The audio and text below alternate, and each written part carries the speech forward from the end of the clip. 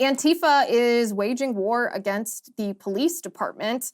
And I want to start just by showing you this video, exactly what Antifa is doing. They're not just protesting, they're not just agitating, they are committing acts of violence and terrorism. They're, in fact, lighting police cars on fire. This is like major, major arson stuff. Take a look at this. An Atlanta police vehicle is on fire.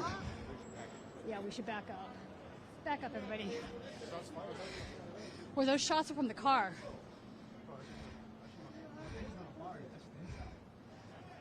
That is actually kind of dangerous. That's something, huh? It's not just an isolated incident. This terrorism that Antifa is waging against the police in Atlanta is becoming more widespread. You can see in this video, they're smashing up windows. They're waging an all-out assault on the city of Atlanta.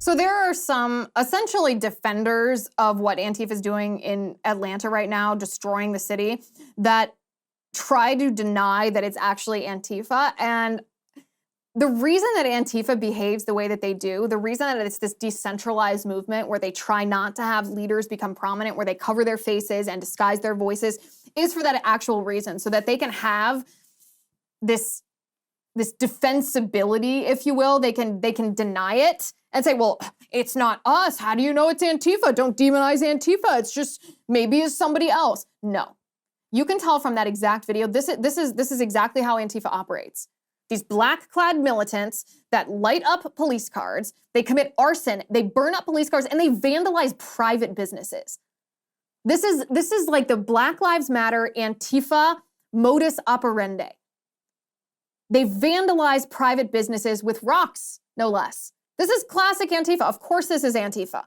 And by the way, the context of this entire violent behavior that is being levied against Atlanta right now is because a bunch of loser militants in Antifa are taking part in what they call the Defend the Forest movement. So let me explain exactly what's happening. Crime in Atlanta has been increasing over the past few years, and it's getting really bad. It's dangerous in Atlanta. The number of murders is increasing, the number of carjackings is increasing, and the Atlanta police need better training and better resources in order to keep the city safe.